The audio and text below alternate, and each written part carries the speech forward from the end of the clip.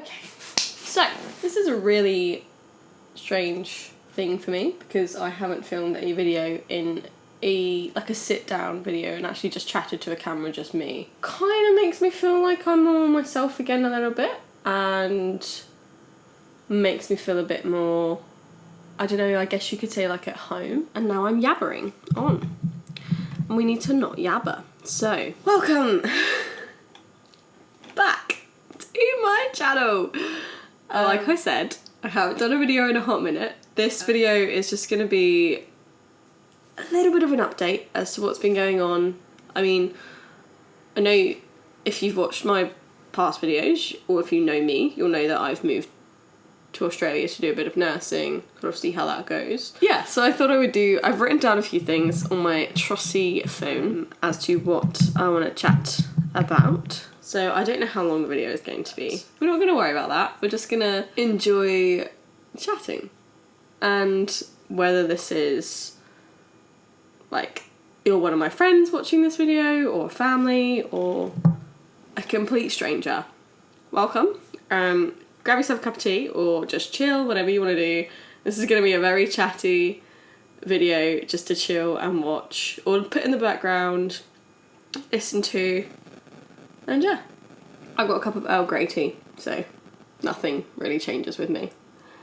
We're going to chat about where I am, what I'm doing, and then go on from there. So I am currently in the Sunshine Coast in Australia with my partner Finn. He literally just said his name and he's texted me. That is weird.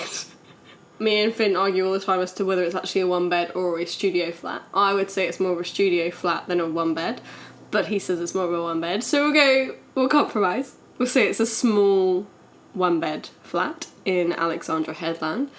It's in a beautiful location, literally right opposite the beach. Couldn't really ask for a better location. When I come to doing night shifts more often, it might become a major thing, but at the moment it is a smaller, minor thing that I can sort of get past. If I'm doing one night a week or something, I just have to be okay with not sleeping. At the moment I'm doing agency nursing, working with an agency called Healthcare Australia. They're quite a well-known agency in Australia. They work all across Australia, from Western Australia to Eastern Australia, across the whole of Australia, so it's a massive area that they cover.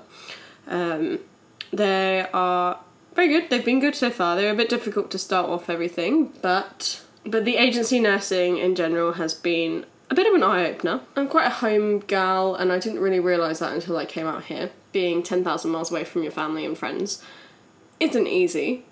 And especially when you're doing a job like nursing, you need a big support system because it is stressful and it is a lot of hard work. It's not a super easy job, and yes, you do get paid more here, which is great, and I love that because you get the pay you deserve. We'll be making another video shortly about nursing in the UK versus Australia completely, so I won't blabber on too much. But I know that a lot of nurses in the UK are going through possible strike action at the moment over the pay, because it is dire over there. It is horrific, the circumstances they have to work in and the way they have to look after patients is not fair on patients. That's why they're striking. It's not because they purely want to be paid more.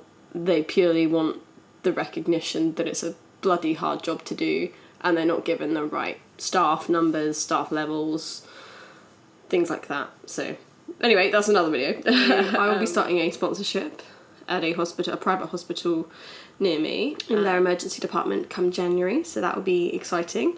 So the sponsorship, they've agreed to sponsor me for 4 years if I want to stay here for 4 years. For full-time work, I thought about it a lot, and I thought, well, I could either do a year of purely just travelling here and do a couple of agency shifts, like the typical working holiday visa, which is what I originally came on, or I could take my time in travelling, because Australia is huge. You don't realise how big it is, and all the little places around here as well. So like, I want to go to Bali, I want to go to New Zealand, I want to go to Tasmania, I want to go to Fiji, I want to go to Western Australia, I want to go to South Australia. Like, there's so many places I want to go, but you can't do it all at once.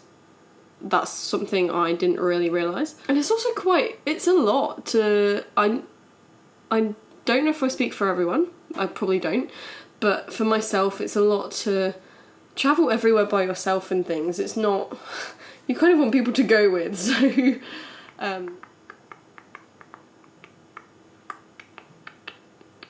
basically the agency work is really different to what I'm used to. I'm used to a sort of comfort little family where you can literally speak to them about everything, you know who everyone is, you know where everything is. Agency is the complete opposite of that. You go into each shift not knowing where anything is, well, unless you've worked there before, not knowing the people, not knowing the patients, not being maybe specifically trained in that specific area. For example, I've worked a lot in a cardiac ward, which I'm used to now, but like things like what time you're supposed to do their ECGs in the morning, if they need daily weights, what time they need to have observations, if they come back from surgeries, how often you need to do their observations for, things like that, because I have been so coddled in the UK in working in the same place for 3 years. Coming out here straight into agency nursing was such a big leap, and I didn't really think about it too much at the time. I thought, it's great. I can do like shifts and they'll tell me what I'm supposed to be doing, and it's great, and the pay is good. Like I said, it's great. You get paid for what you're doing because it is the fact that it is agency and you're going from different place to different place. But it's also quite stressful. I've struggled a lot in the last couple of months with, and I don't really say it that much, but I've struggled a lot with my mental health and my anxiety. And I haven't really ever talked about it that much because I'm not that kind of, I don't know, I just never have talked about it. But it's something that I've struggled with since I was quite young. And I am much more aware of it now, and I'm definitely someone that likes to try and people please and will sort of forget about myself, which is not a great trait to have. Having that agency sort of vibe was really difficult to adjust to at first, especially when you haven't got the support system of your family, your close friends that I'm so used to. I grew up and lived in the same place pretty much for my entire life until I decided to come over here. It was a really hard move, but I think it's the only way I can, and this sounds so bad and I don't want to cry, it's the only way I can grow as a person. Is to take that massive leap and that massive step. And it's really scary. It's so scary, but you can't really, you have to do what feels right. And it felt right at the time, and it still feels like I'm doing the right thing. I do get occasional like, what the hell am I doing? Which is scary, because you're so used to living in one place. And what I'm trying to say is, for someone that's lived in the same place, moving to an entire place where you have no friends, no family, apart from Finn, and you have to start over, is daunting. And doing agency didn't help that, because I then was going to work, not knowing where I was going to work, getting shifts cancelled left, right and centre, being worried about money, being an adult. It was stressful. It was very stressful. But we're a bit more settled now. It's just over 4 months, I think. Just over 4 months now that I've been here. And I finally am starting to feel like it's not a holiday anymore. And it's like setting in. And I think a few weeks back I was panicking a lot and I was having quite bad panic attacks about everything. But we're feeling a bit more settled now, which is good. And I've got more consistent work in the place where I want to work, so that's also good. So, we're going to go away from nursing now, because I will do a whole video about that instead, and we've already done a video of like 10 minutes, so I've got to edit the crap out of this. So we're going to lifestyle. Lifestyle here is very different to the UK. In the UK, it felt a lot like you were working to live. So you're working so you can afford renting, you can afford food, you can afford the basic necessities, and to do things that you want to do in your life, you have to work. Whereas here, it's very much more, you live to work. So you're living, but if you want to work as well, well, you do have to work if you want money. That's just regardless everywhere. But you don't have to work as much. You can do a good job in like, or you can have a good job in things like hospitality, for example. I've worked at a restaurant whilst I've been here, just to earn a few more extra pennies to help with renting, and also just trying to put feelers out there to see if I can make friends and stuff. And it was nice just to have another thing other than nursing. But I was earning, this is how effed up it is in the UK with nurses. I was earning more at a restaurant being a waitress here than I was in the UK as a registered nurse after being there for 3 years. That is a tough pill to swallow. So going back to the whole lifestyle thing, the lifestyle here, you are very much more, people are very chilled out. It's more like cool vibes, like you go and do stuff on your days off. You can go to other destinations, like I've listed a few of them earlier.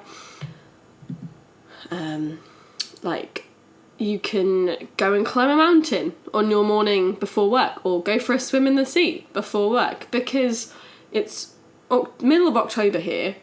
Yes, granted, it is rather cloudy outside, but the temperature is 22 degrees in the middle of October. And it's only going to get hotter, which I'm worried about. That's another thing, all the changes between the UK and Australia's weathers, which I'll speak about in a minute. But the lifestyle aspect of things, it's much more, because the weather's so good, you can do a lot more on your days off than maybe you could in the UK.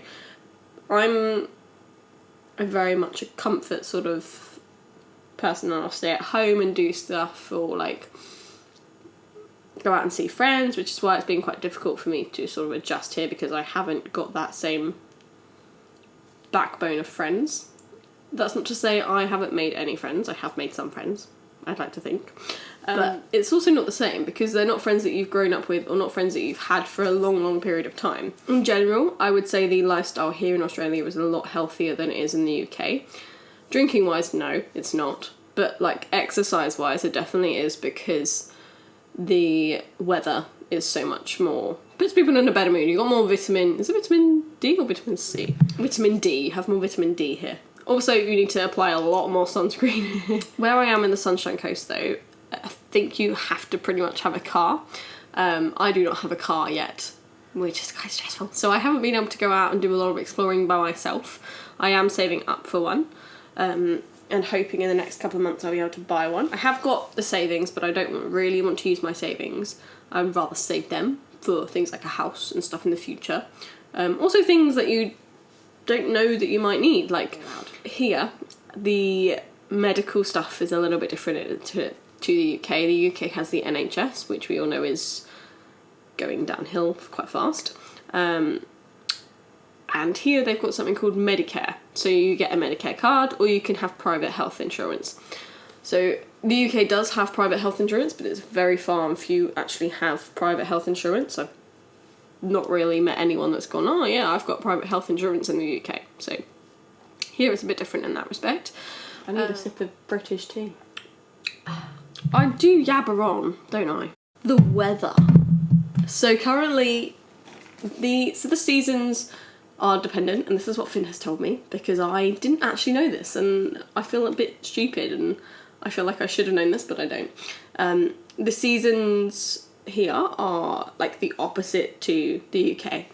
So the seasons here, because we're in the southern hemisphere, I believe you have summer in December and winter in June. So because the way the sun is going around, I don't know, I'm yabbering on and I don't know what I'm talking about, but I think that is pretty much it, and I'm probably going to get laughed at by Finn for not really knowing what it is, but let's move. Yeah. We're coming into summer here now, which is really bizarre, but the summer here, they're saying, is going to be a very wet summer.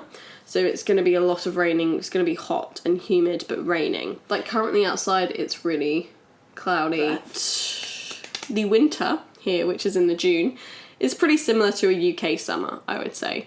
So it feels like you've got summer all year round, which some people love. I didn't realise how much I quite liked the cold weather and dressing warm and like all the outfit. You can only have so many summer outfits as well. Like I never thought I would say it, I miss the cold. I think it's more I miss the season change, because now obviously we're coming into winter here and the UK's going, well, we're coming into summer, the UK's going into winter. It's getting colder there in preparation for Christmas. And I love a cold Christmas so much. So I don't know how, I mean, I am going home for Christmas, so I will get some cold, which I think will be interesting. We're going from a summer like of 30 degrees to like basically 0 degrees probably. But we'll see. I might not miss it when I'm back there, but I probably will also be like, it's cold, yay. It is the Antarctic. So we're closer to the Antarctic than we are to the Arctic. So if you go south from here, anywhere south from here is going to be colder because you're closer to the Antarctic. Anyway, this is not a geography lesson. I'm not a geography teacher. I am just purely saying the differences in weather, because I wish someone had told me this before. Well, I've watched so many YouTube videos about what you should know before you go to Australia. A lot of them are like, oh, the weather, like, it's so warm and it's weird. Like, someone can tell you that the weather's going to be like this forever, but until you actually come out here and you experience it yourself and you're like, oh, there's actually no cold weather unless you're, like, it's not cold. It's never gotten, like, below 10 degrees, I think, here whilst I've been here. And I was sort of here at the height of winter as well. I obviously miss, like, all my family and friends so much. And I don't know, like, whether it is going to be a huge thing. Yeah, and like everything I've talked about, the sponsorship, my plan with things, I'm going to do another video in a short while about everything as well, and nursing and stuff in general, so keep your eye out for that. But yeah, I don't know, we're just gonna take it bit by bit and go with the flow, I think, which is not a me thing to do at all. Oh, smash the thumbs up button if you enjoy the video and give me a follow as well, that would be amazing, and I will see you in my next video. Bye!